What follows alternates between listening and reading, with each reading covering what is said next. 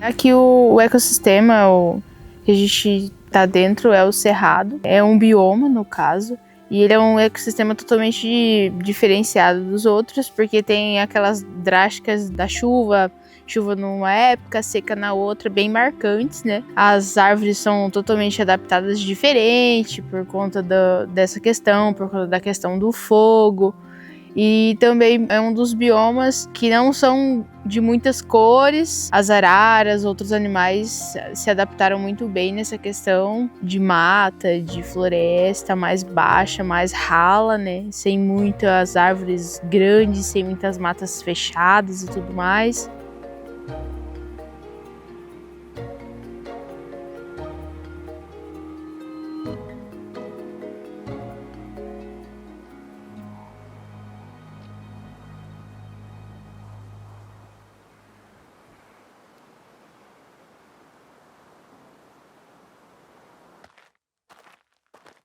Aqui é a RPP no Buraco das Araras. A RPP é uma reserva particular do patrimônio natural, ou seja, ela tem um proprietário. Ela tem uma pessoa que fundou esse local, que teve a ideia de fazer a criação e fazer a conservação desse determinado local. E assim, uma vez feita, ela nunca mais pode ser desfeita. Quando o atual proprietário, que é o senhor Modesto Sampaio, comprou, isso em 1986, não tinha mais arara, porque o pessoal vinha, jogava lixo. Será que a gente não consegue trazer aquilo de volta? E para trazer aquilo de volta tinha que preservar, né? Aí o dia que a esposa falou para mim, eu falei para ela, se eu ver 10 araras voando aqui dentro, eu sou o homem mais feliz, né? E o dia que eu vi parece mais de 40. E aquilo ali me emocionou, eu chorei de emoção, né?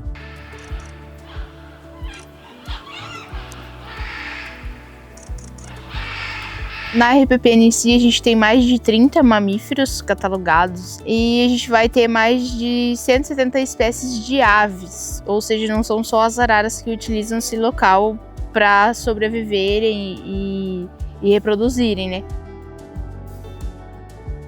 Como a agricultura, a pecuária vem aumentando muito, a gente tem um oásis, vamos dizer, né? Um santuário para que esses animais possam e consigam ter uma qualidade de vida razoável.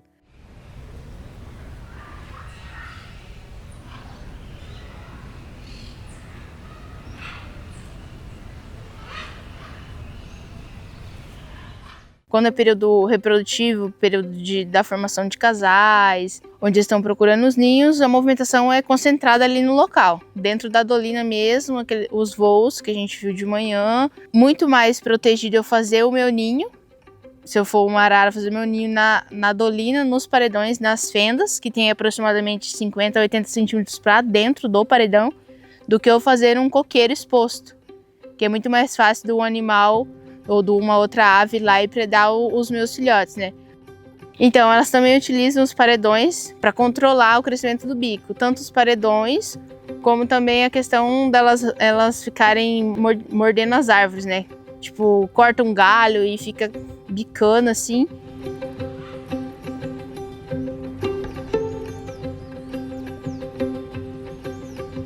Elas se alimentam basicamente de sementes.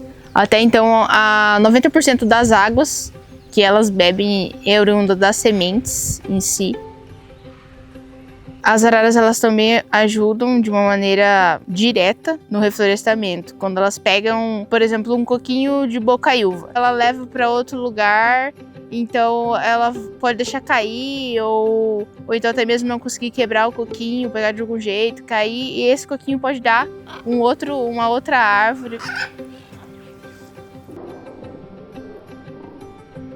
Quem teve filhote esse ano no Buraco das Araras, o ano que vem não tem, vai ter no outro. Se ele não encontra o par até essa época do ano, aqui junho, julho, ele volta no local à procura de um par. Então ele volta e fica sobrevoando o local, fazendo voos e tudo mais, e nisso tem outra arara que também não tem o parzinho e fica de olho. Aí ali eles formam o casal, aí tem a época de acasalamento, depois de já ter o seu ninho à vista, né? Escolher, esse é o local que eu vou colocar o ovinho, né?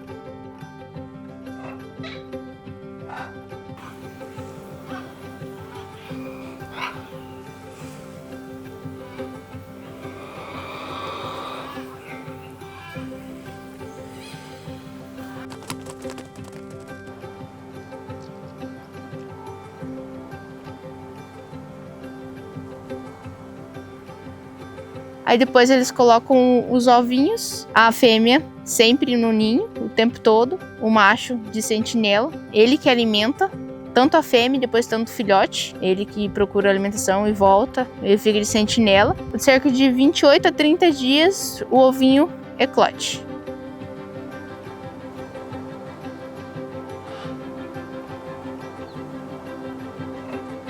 Elas são monogâmicas, né? Escolhem um casalzinho pela vida toda. E acredita-se que eles têm um apego, não sei se pode se dizer sentimental, né? Mas eles têm um apego com outro indivíduo e vivem a vida toda. Sempre muito carinhosos uns com os outros, né? Eles vão, tiram o piolho, dá uma coçadinha aqui, outra ali, né? No indivíduo que é par deles. Às vezes puxa uma peninha diferente, né? Dá uma DR ali entre eles, um briga com o outro, né?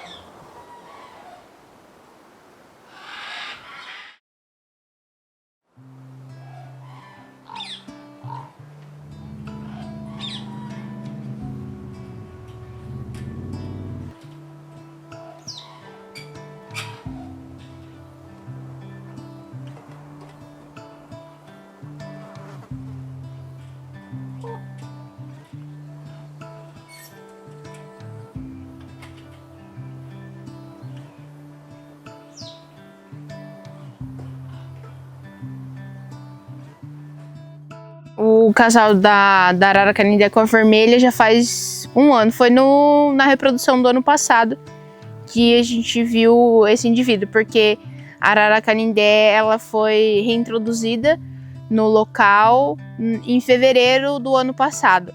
E aí ela conseguiu fazer um parzinho com a vermelha, porque a gente acredita que ela esteja vocalizando igual uma vermelha. Porque as vermelhas são super territorialistas e não deixaria alguém que não vocalizasse como elas ou parecido com elas no mesmo local.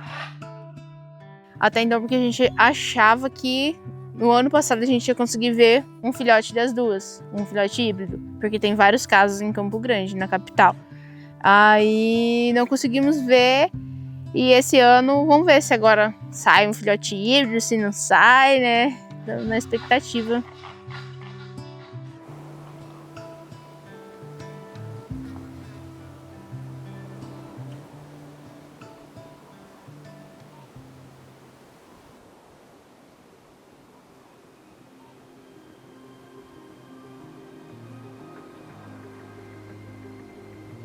As maiores ameaças são o crescimento da agricultura e da pecuária também, da exploração do habitat, né? A RPPN está hoje uma área praticamente isolada de outras áreas maiores e assim, se a gente não tiver os corredores ecológicos que ligam uma ilha a outra, esses animais consequentemente não vão conseguir se reproduzir, porque muitas vezes morrem no asfalto, na BR, ou morrem caçados no meio das lavouras, da agricultura, pecuária e tudo mais. Os incêndios em si, no bioma cerrado, ele é natural, porém agora, os últimos anos, está cada vez tendo mais incêndios criminosos, onde as pessoas vão querer aumentar as propriedades e quando vira uma coisa maiúscula, uma coisa muito grande que não consegue controlar mais e queima muitos e muitos hectares.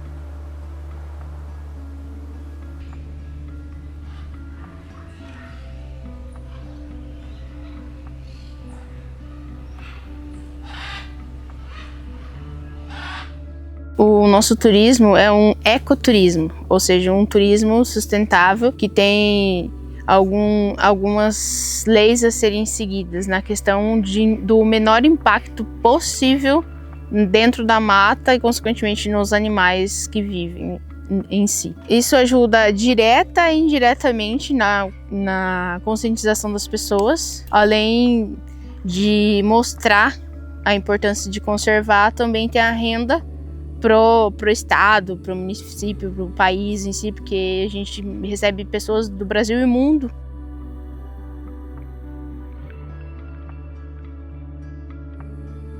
O turismo, ele sustenta e gera oportunidades que nenhuma outra setor consegue proporcionar. Quando a gente fala de sustentabilidade, a Bonitur, ela tenta se apoiar nos 3 pilares, na verdade, que é a sustentabilidade de fato, né? Que é o econômico, o social e o ambiental. Então, as pessoas com que a gente trabalha, com que a gente faz as nossas relações comerciais, elas têm essa preocupação.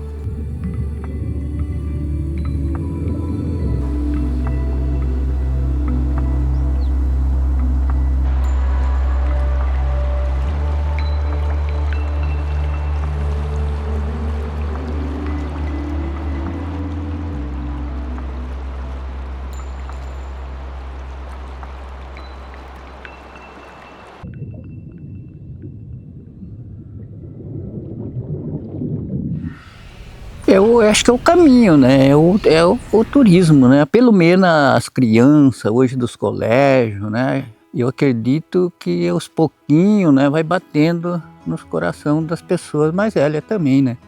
Que ele vê que ninguém vive sem a natureza, sem a água. E se destruir tudo, sem água ninguém vive, né? E a água depende da vegetação, das minas preservadas, né?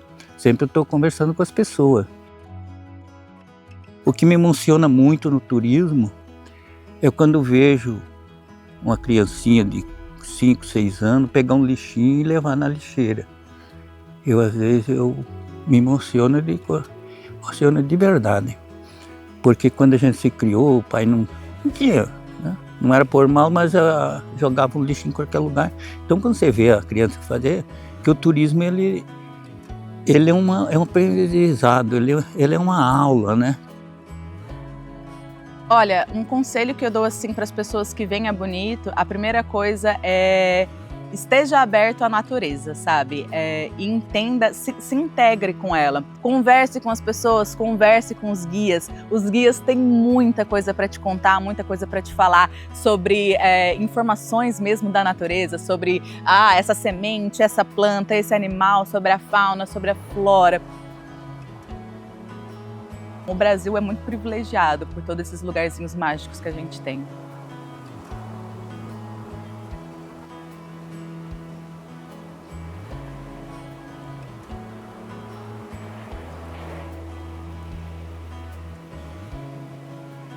E hoje em dia eu posso ver 1, 2, 3 revoadas por dia, que sempre é uma emoção diferente. Nunca vai ser a mesma coisa, sempre vai ter alguma coisa diferente, assim.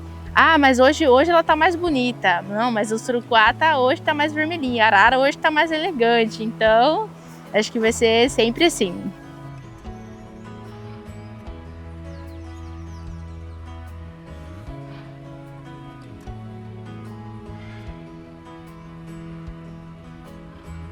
O turismo ele é muito gratificante, que além da gente tirar o sustento para a família, a gente gera emprego e preserva, vai ficar para várias gerações conhecer. Quando eu vejo as pessoas sair emocionadas e tal, Eu me emociono assim de eu ter conseguido passar essa alegria pro mundo, né?